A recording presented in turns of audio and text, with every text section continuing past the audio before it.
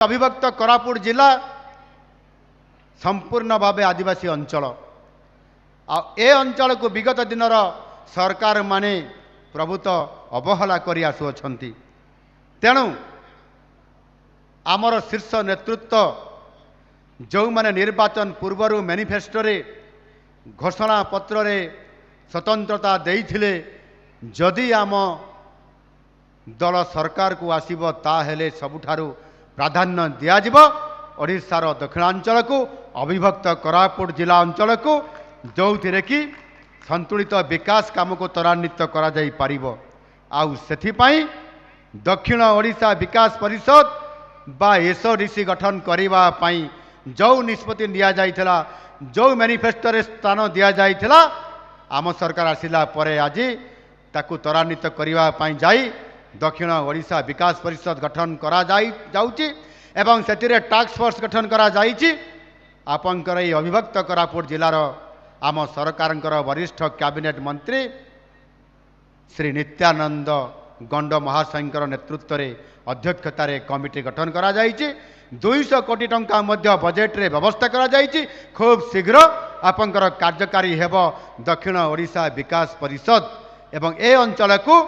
संतुलित विकास करने दी पाद आम सरकार आगक जावाई आपण मान सहित मिसिकी ए अंचल विकास को त्वरान्वित करने ये कार्यक्रम को सुनिश्चित करने जाऊँगी। आपंकर अंचल बड़ी से बड़ी भाव में मो अंचल मध्य माने उत्तर ओडिशा अंचल मध्य आज विकासर अनेक अपंच अवस्था अच्छी के मयूरभंज कहतु केन्दुझर कहतु इवन सुंदरगढ़ भी कहतु से अंचल को विकास करने उत्तर ओडिशा विकास परिषद गठन करा जाउची एवं ताहार टास्क फोर्स गठन करागला परे तार रिपोर्ट आज सरकार पाखरे पहुँची आगामी दिन में ताहा मध्य कार्यकारी हेब। एणु मु जो संतुलित विकास कथा कहूँ दक्षिण ओडिशा उत्तर ओडिशा एवं पश्चिम ओडिशा को WODC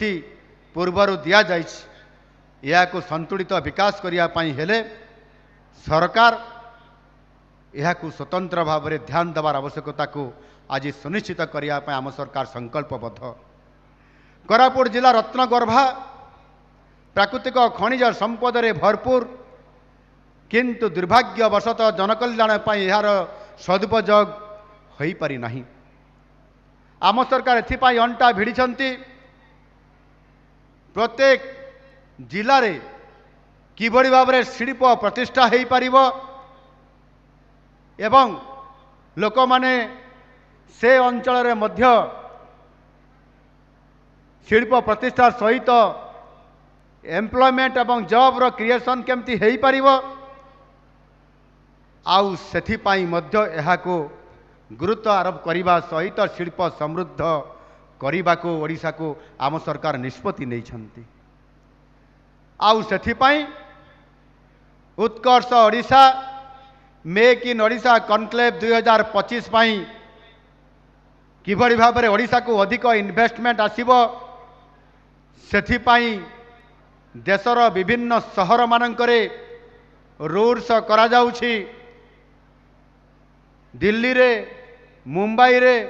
एवं देशर अनेक बड़ बड़ सहर समेत विदेश रे मध्य अतीत रे आमे किछि दिन पूर्वर गत आर्थिक वर्ष समय रे आमे सिंगापुर जाइथिलु विदेश रे मध्य रोड शो करिकरी आमे आसी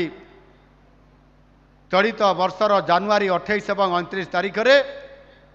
मेक इन ओडिशा कॉन्क्लेव 2025 पाई आमे जो कॉन्क्लेव करिथिलु भुवनेश्वर रे